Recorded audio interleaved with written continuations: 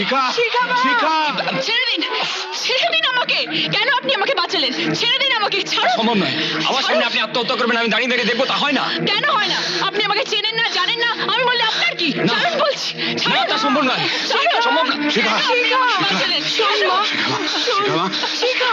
উনি আত্মহত্যা করার জন্য এখান থেকে ঝাঁপ দিচ্ছিলেন, আমি এসে না পড়লে সর্বনাশ হয়ে যেত। আপনাকে আপনাকে অজস্র ধন্যবাদ। আমরা ওর মা বাবা। শিখা আমাদের একমাত্র মেয়ে, মানে আমার নাম শৈলেন বোস। ওর জীবনে এমন একটা ঘটনা ঘটে গেছে যে আমি প্লিজ বাপি, ওই এক কথা সবাইকে শুনিও না, আমার ভালো লাগে না। কিন্তু কিন্তু তোর মাথা থেকে আত্মহত্যা করার ঝোঁকটা কেন যাচ্ছে না মা? এভাবে কি সব সময় নজর রাখা যায়? তুই কেন বুঝতে পারছিস না? তুই চলে গেলে আমরা কাকে নিয়ে থাকবো? আমাদের যে আর কেউ নেই, কিচ্ছু নেই। বনলতা, তুমি তুমি ওকে নিয়ে যাও, আমি আসছি। তুই যাও। চল মা, চল। আপনার নামটা তো জানা হলো না। আমার নাম দীপক সেন, আমাকে আপনি বলবেন না, আমি আপনার ছেলের মতো। তা অবশ্য ঠিকই। তা তুমি এখানে বেড়াতে এসেছো না এখানেই থাকো? এ, বেড়াতে। ও কলকাতা থেকে। আচ্ছা। কলেজে গরমের ছুটি পড়লো তাই। ও, আর আপনারা? আমাদেরও খানিকটা সেরকমই বলতে পারো। কলকাতা থেকে এসেছি। আসলে ডাক্তার বললে শিখাকে নিয়ে কিছুদিনের জন্য বাইরে থেকে ঘুরে আসতে। মানে দুর্ঘটনাটা তো বেশি দিন ঘটেনি, মাত্র মাস 6 হলো। দুর্ঘটনা? সেটা কি? বলবো, সব বলবো। তা একদিন সময় করে এসো না আমাদের বাড়ি, কাছেই থাকি আমরা। একটা বাড়ি ভাড়া করেছি, বসন্ত কটেজ। তা বাবা, তুমি কি একাই এসছো না সঙ্গে আর কেউ আছে? একাই। ও আসলে আমি একা একা ঘুরতে ভালোবাসি তাই। আচ্ছা আচ্ছা আচ্ছা, তাহলে এক কাজ করো না, কাল সকালে আমাদের ওখানে চলে এসো না। একসঙ্গে চা খাওয়া যাবে আর জমিয়ে গপ্প করা যাবে। আচ্ছা আচ্ছা আচ্ছা আচ্ছা, আমি তাহলে চলি বাবা, দেখি ওর আবার কোন দিকে গেল। হ্যাঁ আচ্ছা। দেখুন তো চিনতে পারেন কিনা, কিংবা কোথাও দেখেছেন কিনা। হ্যাঁ মানে, আরে দীপক, হ্যাঁ? এই যে ভাই, কোথায় ছিলে? এসো এসো, এদিকে এসো। পরে আসবো, একটু বেরোচ্ছি। আরে এই তো এলে, আবার বেরোচ্ছ কোথায়? হ্যাঁ, কলকাতা থেকে তোমার জন্য ট্রাঙ্ক কলের পর ট্রাঙ্ক কল আসছে। হ্যাঁ, আমি তো হয়রান হয়ে যাচ্ছি জবাব দিতে দিতে। এসো এসো, কলকাতার লাইন লাগিয়ে দিচ্ছি। আপনি কলকাতায় থাকেন? আগে হ্যাঁ, কোন এরিয়ায়? Salt lake. কবে এসছেন? পরশু। দেখুন তো এই লোকটাকে চিনতে পারেন কিনা, মানে কলকাতায় দেখেছেন কিনা, কিংবা এখানে দেখুন। কেন, কি জন্যে? আমি চিনি না। কি ব্যাপার, আপনি তো ঘাবড়াচ্ছেন কেন? হ্যাঁ, আর ছবিটা না দেখেই বললেন চিনি না। আরে আপনি খুন করেননি তো? খুন? তো সালা লাইনই লাগে না। হ্যাঁ, লোকটি খুন করে ফেরার হয়েছে, আর কলকাতা পুলিশ বলছে ও নাকি এখন এখানেই লুকিয়ে আছে।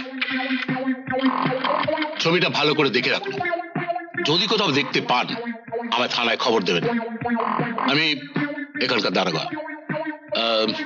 দেখুন।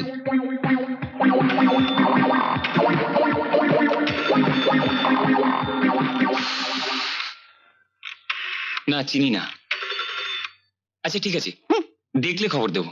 থ্যাংক ইউ, চলি। কি বলেন? আরে বাবা, তোমার বাড়ির লাইন, সালা কলকাতার লাইন পাওয়া আর মেয়ে ছেলেদের মন পাওয়া একই ব্যাপার। লাগে আর কেটে যায়, ধরে ধরা যায় না। না না, ধরো, কত বলো। হ্যালো, কে? আমি চন্দনা বলছি। কোথায় ছিলে সারাদিন? মেসুমশাই, আমি সবাই কতবার তোমাকে ফোন করলাম। তুমি আমাদের বাড়িতে? কি ব্যাপার, কোনো খারাপ খবর টবর? না না, আজকের কাগজেও কোনো খবর নেই।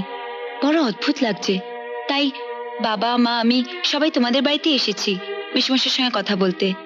মানে কি করা যায়, তুমি ফিরে আসবে কিনা, এই সব। না না, এখন আমি ফিরবো না, আরো কয়েকদিন যাক। তুমি কেমন আছো? ভালো, আমি পরে বাড়ি থেকে তোমাকে ফোন করব। ও, মেসুমশাইয়ের সঙ্গে কথা বলো। দীপক, কেমন আছিস? ভালো? সাবধানে থাকিস। হ্যাঁ, না না না, এখনো কোনো খবর নেই। আমাকে দাও, আমি একটু কথা বলবো। মার সঙ্গে কথা বল না। হ্যালো, হ্যালো দীপক, আমি মা বলছি। কেমন আছিস বাবা? ভালো আছি মা। তুমি চিন্তা করো না, আমার আমার কোনো অসুবিধা হচ্ছে না। ভালো করে খাওয়া দাওয়া করছিস তো? একা তো কখনো কোথাও থাকিস নি। কি করছিস, কি খাচ্ছিস, কিচ্ছু বুঝতে পারছি না। আমি কিচ্ছু ভেবে পাচ্ছি না, কিচ্ছু বুঝতে পারছি না, আমি কিচ্ছু বুঝতে পারছি না। দেখো, আহ কি হচ্ছে কি? টেলিফোনে এভাবে কান্নাকাটি করলেও তো আরো আপসেট হয়ে যাবে। শোন দীপক, আমি এখন রাখছি, কালকে ঠিক এই সময় আবার ফোন করবো। ড্যাড, ড্যাড, মাকে কান্নাকাটি করতে বারণ করো। মার শরীর খারাপ হবে। রাখলাম। কি ব্যাপার বলো তো ভাইয়া, বাড়ি থেকে রাগারাগি করে চলে এসছো নাকি? মাকে কান্নাকাটি করতে বারণ করছো? না মানে, আমি কোনোদিন মাকে ছেড়ে থাকিনি তো, তাই ওরা চিন্তা করছেন। ঠিক আছে, এখন ফোন এলে জানিয়ে দিও তুমি জগৎবন্ধু দার কাছে আছো, তোমার কোনো চিন্তা নেই। আমি থাকতে তোমার কোনো রকম কোনো অসুবিধা হবে না, কেমন? যাও, হাত মুখ ধুয়ে নাও, আমি খাবার পাঠিয়ে দিচ্ছি, ঘরে গিয়ে বিশ্রাম করো, কেমন? বাচ্চা ছেলে। Good morning sir. আরে দীপক যে, এসো এসো এসো এসো এসো, এসো এসো এখানে এসো।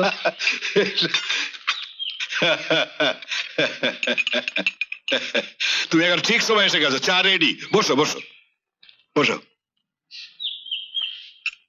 শিখা, এখানে এসে বস না। আমি বেড়াতে যাচ্ছি, তুমি যাবে আমার সঙ্গে না আমি একাই যাব? এখনই যাবি? দীপক এলো, ওর সঙ্গে একটু কথা বল, ও কাল তোকে ওভাবে বাঁচালো।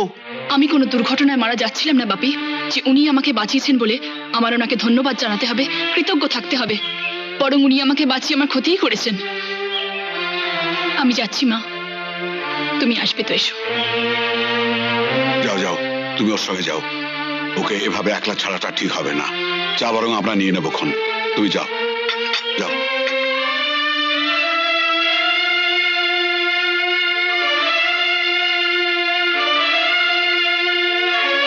আপনার মেয়ে বোধহয় বাইরের কেউ পছন্দ করেন না?